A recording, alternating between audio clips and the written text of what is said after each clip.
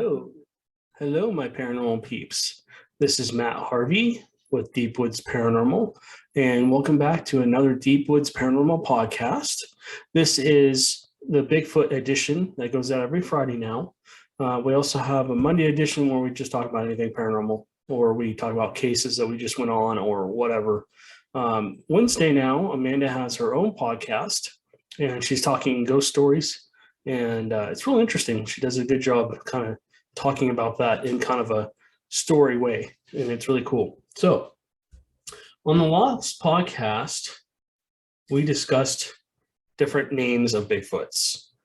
I think in Texas, there's about 30. Today, we're going to talk about Jefferson, Texas, the area around Jefferson, Texas.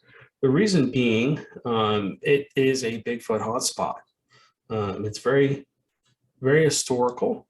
It was built back in the early 1840s. Bear with me, I'm keep looking down because I'm looking at my notes. It was actually named after Thomas Jefferson, which is pretty cool. And then in February 2018, the mayor of the town declared it the Bigfoot capital of Texas. So far, nobody's dethroned him. So it still remains the Bigfoot capital of Texas. And then basically, let me give you kind of a general idea of what this looks like, this area. There's 12 million acres of forest in and around Jefferson. And Jefferson is not a big place. It's a small little town. It's, I don't know what the population is. I probably should have looked at that. But so one of the first reports of Bigfoots in town, or at least the documented report, came in at 1924. Now, remember, the town was built in the 1840s. A couple of men on horses were giving chase to a female sasquatch. And the whole reason they didn't capture her, they said, was because the horses were afraid of the Bigfoot. So they were possibly chasing a Bigfoot, female Bigfoot, into the woods, and weren't able to do anything about it. They got to it, caught up to it, and essentially were not able to capture the Bigfoot at that point in time. So let's see what was next. There's been thousands of sightings in Jefferson, in and around Jefferson. It actually hosts the Bigfoot conference every year. It's a huge thing out here. I get notifications for it. I have yet to go to it, but I will probably maybe next year if I'm able to. What I want to do is I want to share my screen. I want to show you what Jefferson, Texas looks like. Don't worry if you're not on our podcast, our video podcast. I will try and give as much detail as I can for the area and kind of talk about it in detail. So let's take a deeper dive. Let me share my screen with you guys. So right here. All right. I don't know why this pulled up. All right, here we go.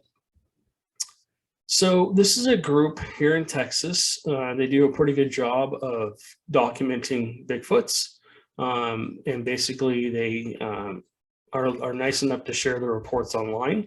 This is the North American Wood Ape Conservancy, otherwise known as the NAWAC. So because I'm on their website, I'm giving them a shout out. Okay, so we're going to look into their reports. So this happened in 1976. This happened in Marion, which is really close to Jefferson. It says a family experienced strange activity and daughter has close visual encounter during a 2-week period. So let's look into this. So here's the report. If you're watching on the Bigfoot, on the YouTube channel, this says it happened in summer of 1976 in Marion County, Jefferson. It said it was very dark, but there was 5 witnesses to what this happened. A teenage girl, her parents and sisters were staying in a small weekend cabin located at the end of a dead-end road. It was near Black Cypress Creek. They had been out riding and horseback riding and basically enjoying the area. And it says, this ended for me after I witnessed. Okay, let's see. So let me read this to you. I had enjoyed hiking and riding my horses on the weekend through thousands of acres of pasture, woods, and creek since I was small. There had never been anything that scared me or caused me to be frightened in this lovely countryside. This ended it all for me, and I mean, she probably was terrified. Let's just read further into this. They heard some strange screams and howls coming from the woods every night, several nights running. The mom described the sound as an old-fashioned horn that might used to be used in an old car, but she knew it wasn't a horn. It was some sort of animal we had not heard in the woods. One night, my sister was standing in the kitchen sink. She smelled a horrible smell, and she called me and my mother to the window, where the three of them witnessed a really strong stench coming from the darkness outside. Let's see.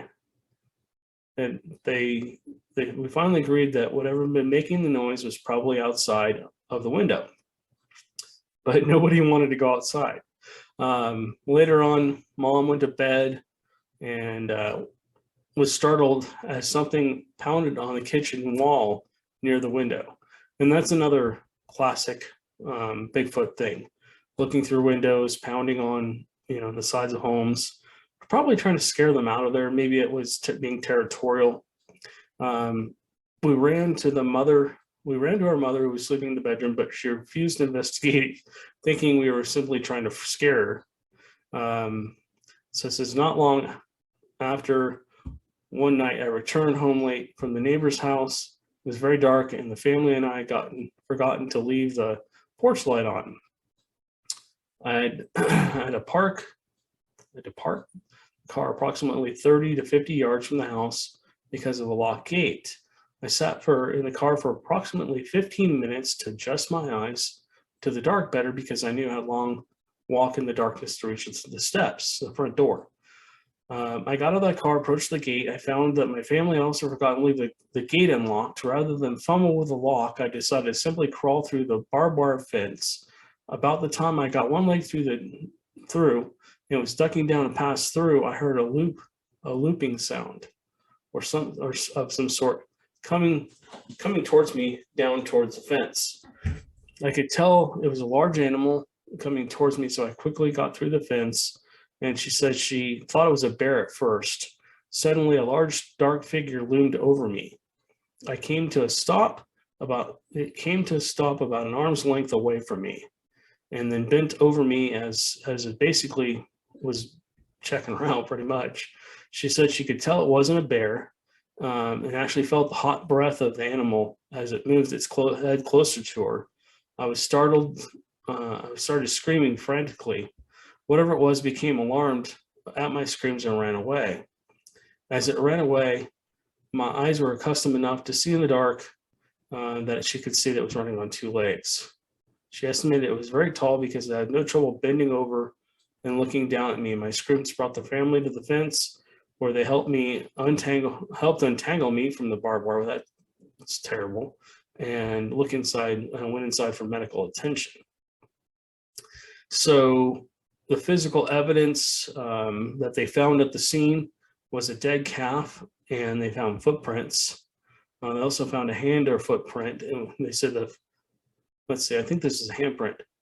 Oh no, it's a footprint. It was a large human-like print, but it was just too large to be human, and had a really big toe. The toe seemed to go straight across the top rather than slant like a human foot. So basically the toes, instead of being curled in because our shoes basically crunch our toes in, its toes were like normal, totally straight. They heard howls that sounded like an old car horn. There was a smelling of old animal smell, a foul-smelling animal smell, excuse me. So this happened real close to Jefferson. Let's actually take a peek, see if we can go down to that area. No, let's see if we can zoom in a little. No, won't let me go in. Oh, okay.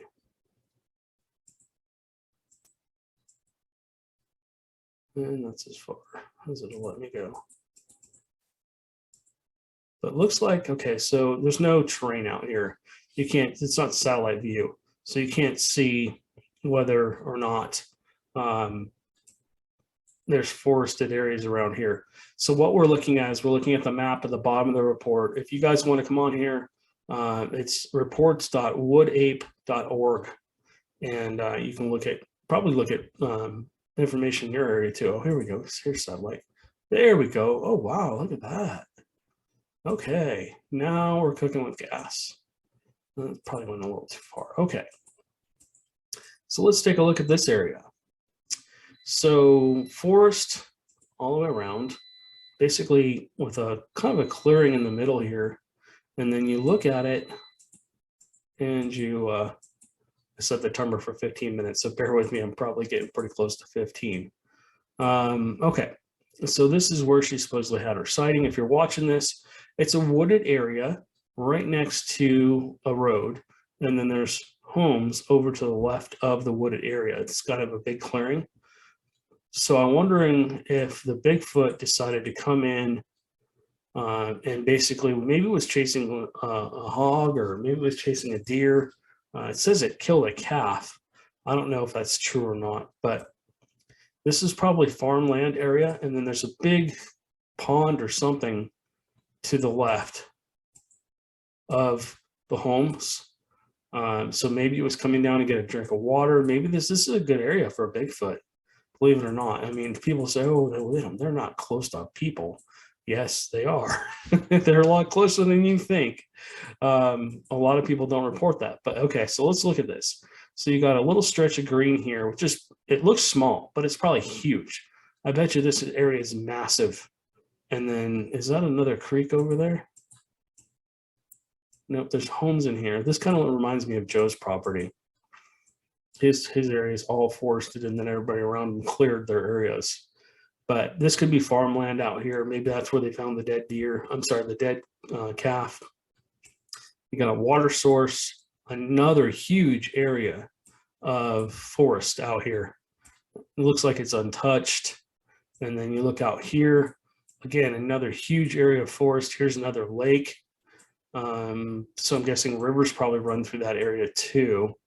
And then I think it's just all forested around here. So yeah, that makes sense. I mean, something maybe was coming in to get a drink and then wouldn't kill the calf, and then was just curious about what's going on with his family. And they, kind of reminds me of Joe's. Anyways, okay, so let's look at one more, and then we will wrap this podcast up, and we'll come back to this another time. Squirrel hunter, let's see, medical bioresearch biologist. Wow. Here's a face-to-face boyhood encounter. Let's look at this one. This is in 1989. So let's read this report. It says medical research biologist recalls face-to-face boyhood encounter on grandfather's farm. Wow. Okay, so this happened June 6th, 1989. This happened in Marion County, which is part of Jefferson. It says the conditions were nice, clear skies with comfortable temperatures for early summer. Let's see. This kid was 9.5 years old. Blah, blah, blah. Let me just read through this. So they owned a land and a cottage just outside of Jefferson near a community called Bera. Excuse me. It's a place that he visited often in the 1990s. The road that led towards the property was known as Back Route then, Route 4, but now known as Bera 3. The road dead ended into two gates, one which led to a large cattle barn, and the other one which led to his grandfather's property. Let's see. I'm just going to read through this and see if there's anything else. I want to get to the actual report. Let's see where this starts here. Oops. I want to see where. All right. So this happened this is daytime setting. So this happened on around noon in late June. They were preparing for a picnic for the five 5 people. They remembered a particular spot that they thought would be nice for a picnic and took off to scout the area. The kid basically was heading towards the gate entrance and reached the spot that he had in mind, but found there was no area the area was too overgrown and had to turn around and head back. He got about halfway back and he heard some rustling in the woods that seemed to be coming to his right. Let's see. He thought he was basically hearing a deer or maybe something else running through the woods. Oops. Let's see. So he heard at them. Let's see. So he thought he heard something chasing a deer through the woods. That is basically what this is saying. At this moment, the crackling of twigs, leaves, pines, saplings became very intense and was just about on top of me, coming towards the roadway and from the right. As he focused on the location of the ruckus, the animal came into view from the thicket, and what I saw was not what I expected. He said about 15 to 20 yards to my right, it came into view and turned to its right. It was moving on all fours at what I would call a hustle's pace, almost as if it was running from something. Then when it was about 9 to 12 yards from me, about 2 feet off the roadway, it used a rather large 4-foot wooden fence, blah, blah, blah. So, okay, it was basically down on all fours. It changes gait to posture. It changed its gait or posture, did not result in change of speed. Okay, he's just going into all kinds of detail here, which is great. So basically, he saw a Bigfoot chasing a deer, and it was possibly down on all fours.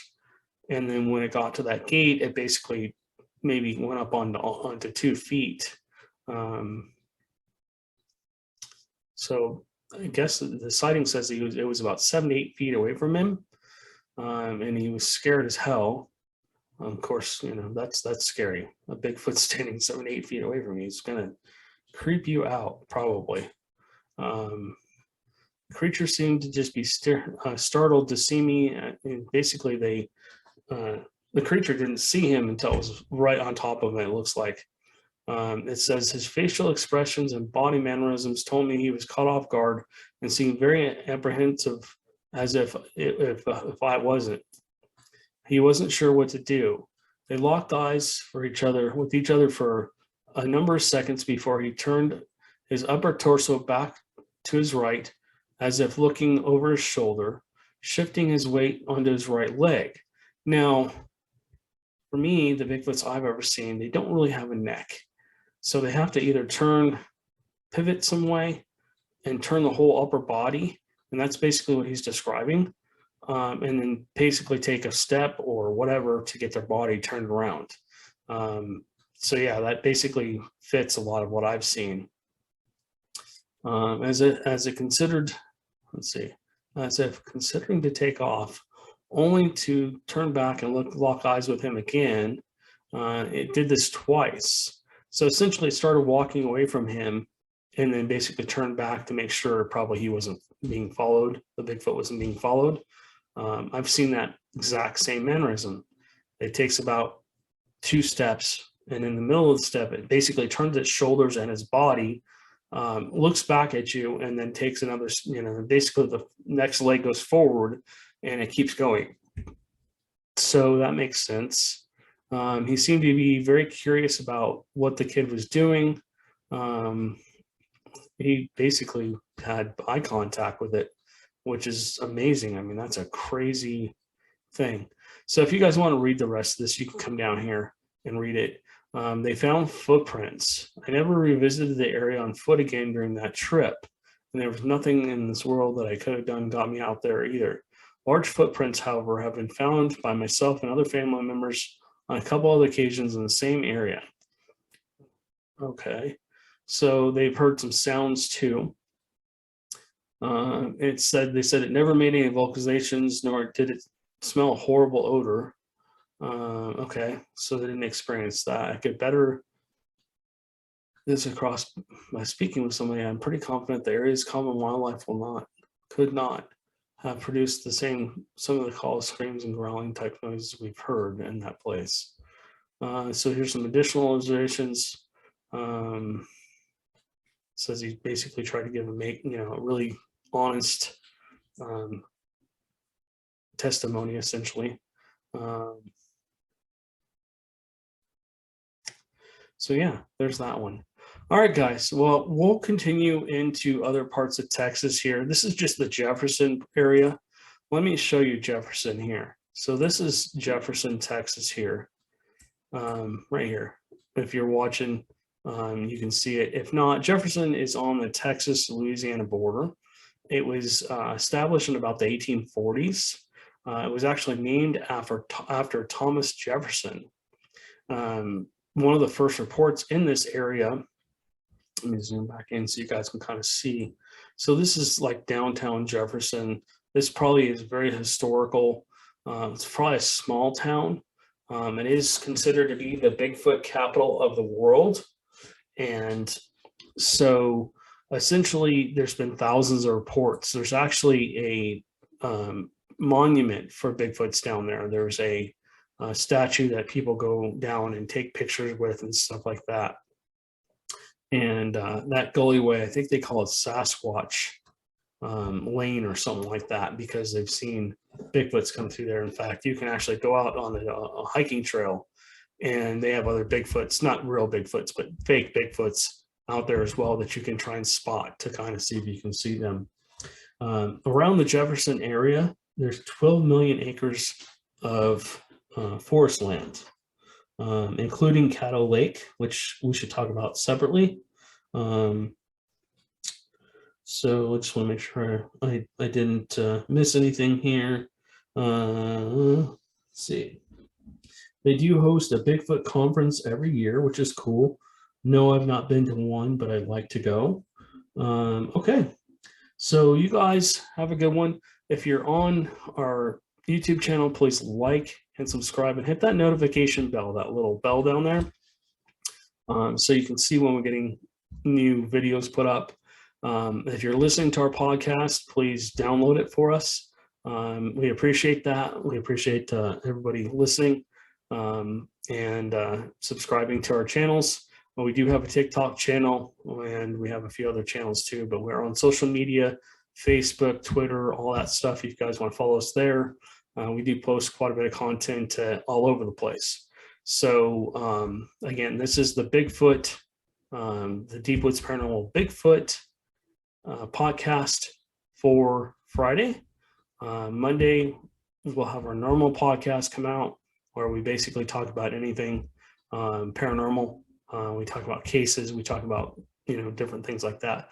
On Wednesdays, Amanda will have her podcast come out every Wednesday now, and she's going to be basically telling ghost stories, and they're true stories, but she's kind of manipulating them just a little bit to essentially, we have a confidentiality agreement with our clients, so we don't want names or locations or anything like that out there.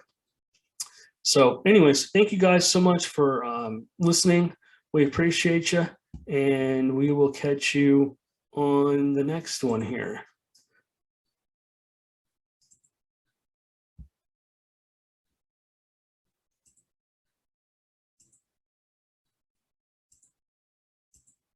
What the fuck?